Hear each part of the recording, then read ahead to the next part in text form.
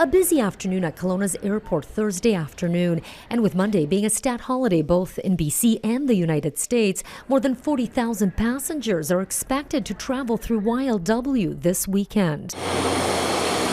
But not taking off as much this year are local snowbirds. Big White Ski Resort noticing many more buying season's passes a lot earlier than in years past.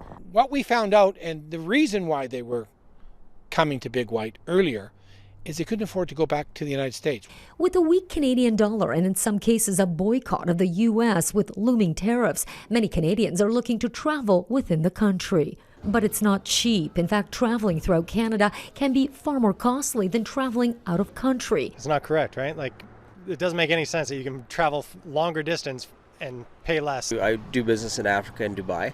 It's cheaper for me to fly there than it is to fly within my own country. One airline expert says it's not the airline's fault, but the costs to operate. The government has made a policy that they're going to recover all of their costs, and they do that through subsidiaries like NAV Canada that are the air traffic control agency. A much different model than other countries like our neighbors to the south, where airline flying is considered part of the transportation infrastructure and in many ways subsidized. Like roads and bridges, and that the government has a role to play to pay for certain aspects of that.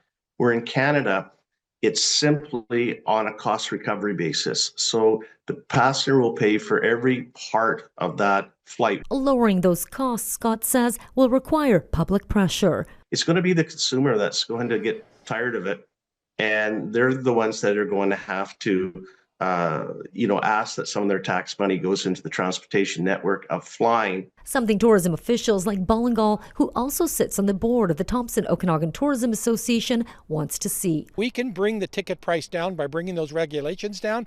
Canada will absolutely benefit. Allowing Canadians from coast to coast to coast to be better connected. Klaudia Van Emmerik, Global News, Kelowna.